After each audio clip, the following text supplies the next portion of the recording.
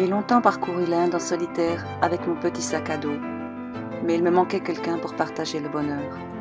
J'ai rêvé d'un voyageur, d'un aventurier prêt à larguer les amarres pour vivre une vie différente. J'ai rêvé de faire le tour du monde en voilier, et vous savez ce qui arrive lorsqu'on rêve très fort à quelque chose? Eh bien, cela finit par arriver, c'est la loi d'attraction.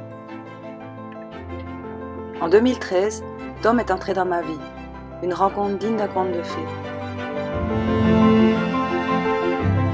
Une année plus tard, nous avions le coup de foudre pour ce petit voilier jaune, amarré dans un port du lac de Neuchâtel. Vagabond deviendra notre petite maison flottante, véhicule porteur de rêves, qui nous mènera, poussé par le vent jusqu'au bout du monde.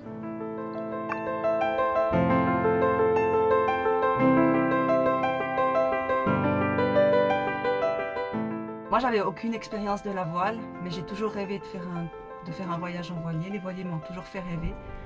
Et puis, il faut dire que j'ai le mal de mer. J'ai le mal de mer. Aujourd'hui, j'ai toujours le mal de mer, mais je l'apprivoise et les bons moments compensent finalement les moments les plus difficiles.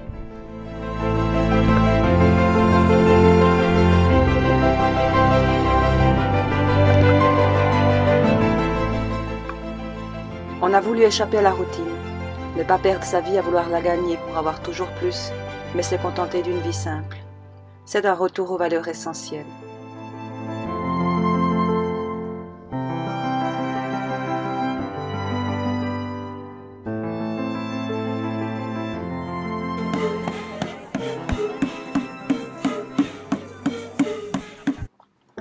Sur Vagabond, rustique petit voilier en acier de 9,5 mètres, le confort est réduit au minimum.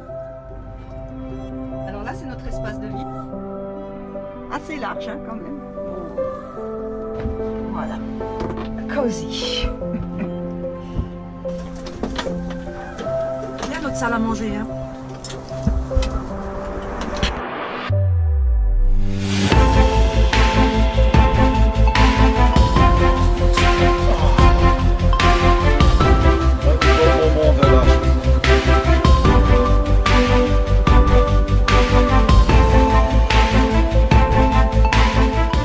J'ouvre mon livre de bord et je vous invite à plonger avec moi dans les moments forts de cette fabuleuse aventure.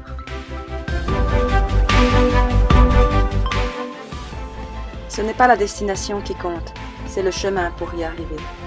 Notre chemin a été parsemé d'obstacles et d'épreuves. Nous en sommes sortis plus forts.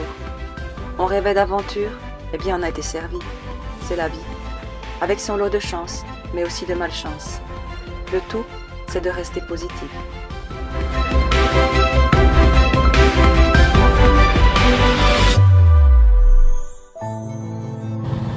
La vie en bateau. C'est dangereux.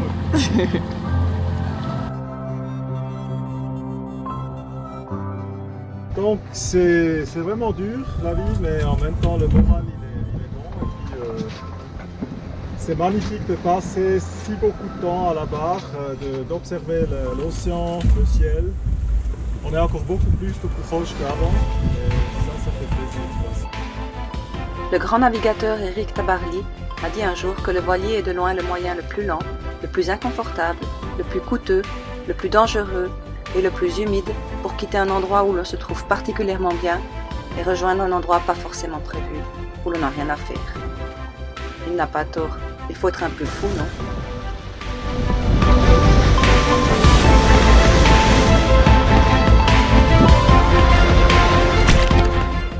Les traversées d'océan, c'est une leçon de vie, de patience, de lâcher prise, de gestion de ses émotions.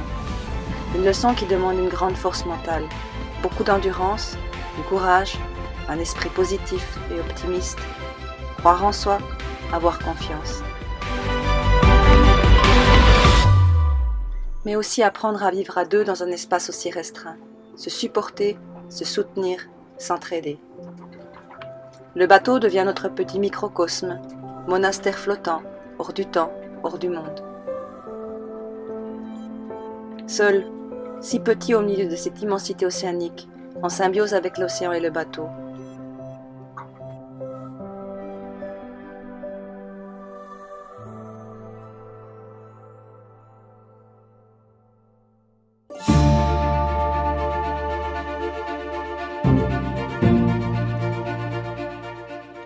plus proche des éléments, nous nous accordons au rythme de l'océan.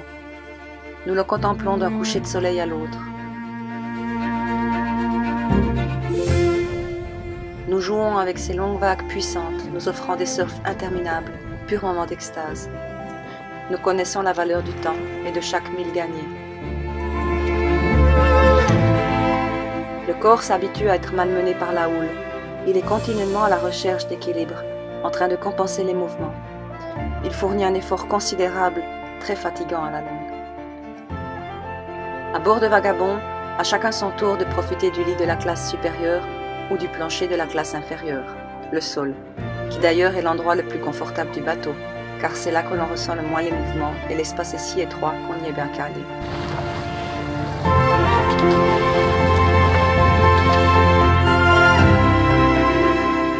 Vagabond s'immobilise après 47 jours sur les flots.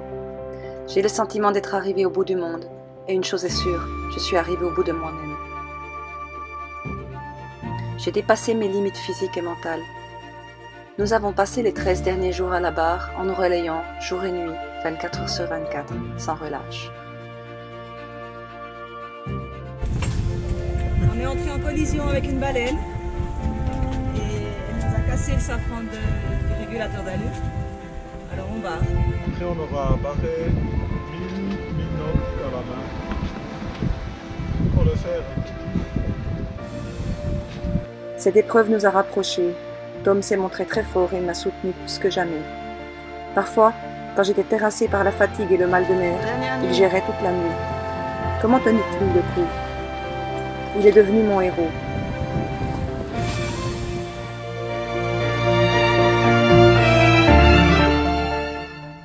On vit 24 heures sur 24 l'un sur l'autre finalement. C'est une sacrée épreuve pour un couple.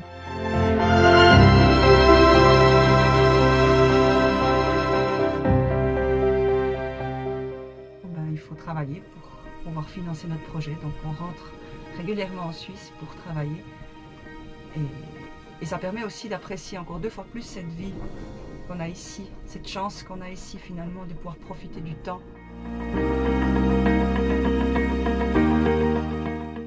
Et pour moi c'est la chose la plus importante, le temps et la santé. Parce que tant qu'on a la santé, je pense qu'on peut tout faire dans la vie.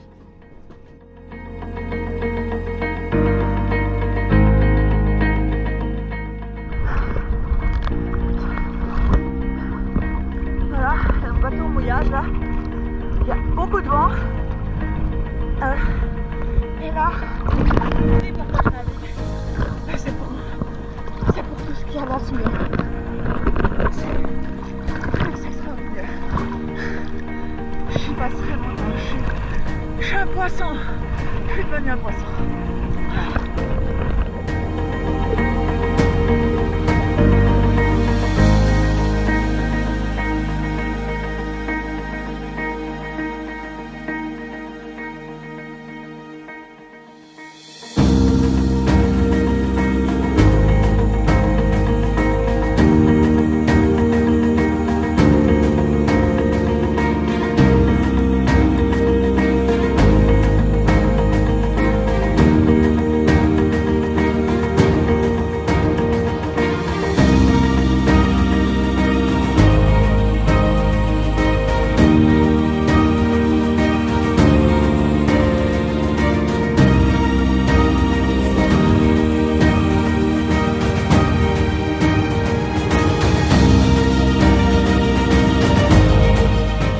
En 2017, nous sommes partis de Martigues au sud de la France et notre merveilleux petit voilier jaune compte désormais plus de 20 000 km dans le sillage jusqu'en Polynésie française. Chaque escale nous a offert des moments de pur bonheur. Le paradis est partout autour de soi, mais il faut d'abord le trouver en soi-même.